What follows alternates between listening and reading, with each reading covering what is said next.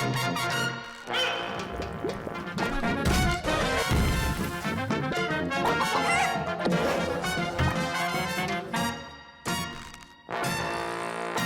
sommes en moins 40 000 avant Jésus-Christ. Toute la planète semble obéir aux lois de la sélection naturelle. Toute? Non. Une vallée résiste encore et toujours à l'évolution.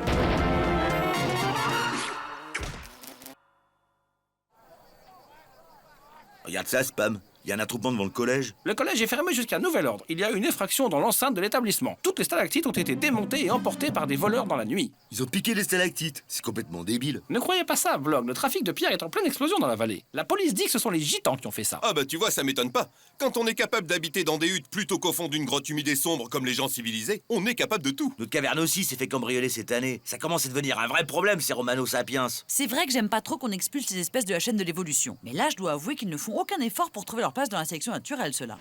Oh non, en voilà encore une qui vient faire la manche. Famille reste crétacée, s'il vous plaît, donnez-nous 12 euros pour évoluer. Je n'ai pas de poumons, je n'ai pas de bronchies. Pitié, enfant cannibale, pas manger. C'est pas possible, ce cinéma. Ils font semblant d'être des invertébrés pour attendrir les gens dans la rue, mais en réalité, c'est des bipèdes comme tout le monde. Et t'as vu l'enquête dans le Nouvel Obscurantiste qui montrait que certains hominidés arrachaient exprès le pouce préhenseur aux enfants à la naissance pour en faire des mendiants? Vous êtes vraiment des victimes de la propagande raciste du front néandertal. Les hominidés sont la tribu la plus paupérisée de toute la zone rock. Plutôt que les persécuter, on devrait les aider, au contraire. Ils sont pas foutus de travailler comme tout le monde. T'as déjà vu un chasseur chez eux? Et ceux qui sont cueilleurs sont tous des pickpockets. Alors, non, moi ils font pas pitié. Le jour où on inventera la roue, je te parie qu'ils seront les premiers à parader dans de grosses cylindrées. Non, je vous en prie, là, il faut vraiment ouvrir les yeux sur la réalité. Avec l'association Alter Darwiniste, on a un programme de formation à la taille de la pierre destiné aux enfants hominidés. Laissez-moi au moins vous faire visiter un de leurs campements. Comme ça, vous vous ferez vraiment une opinion.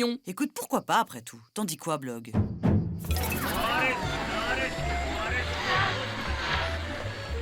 Dis donc, t'es sûr que c'est pas un peu dangereux là? J'ai pas envie de me faire tailler une boutonnière à coup de silex à camp d'arrêt. Les conditions dans lesquelles ils ont planté leur hutte, c'est vraiment épouvantable. Regarde tous ces ossements par terre. Tu sais, ils ont pas vraiment eu le choix, hein. La vallée les a seulement autorisés à s'installer derrière la déchetterie de la zone anthropophage concertée. Ah, voilà les gars Sapiens. Bienvenue à l'Amazon. Maman, papa, voici Lascou Diplodescu, le chef de famille. Bonjour, monsieur. On vous a préparé une modeste collation dans la hutte. J'avais jamais mangé du porc épic. En fait, c'est pas mauvais. On dirait de l'iguanodon, mais en plus goûtu. Il faut vraiment que tu viennes un jour au pèlerinage des Saintes Mammouth de la mer. Il y a des lémuriens nyctalopes qui viennent chanter du flamenco toute la nuit. Moi, tu vas adorer. Hey Darwin, pourquoi ma tempête? Olé!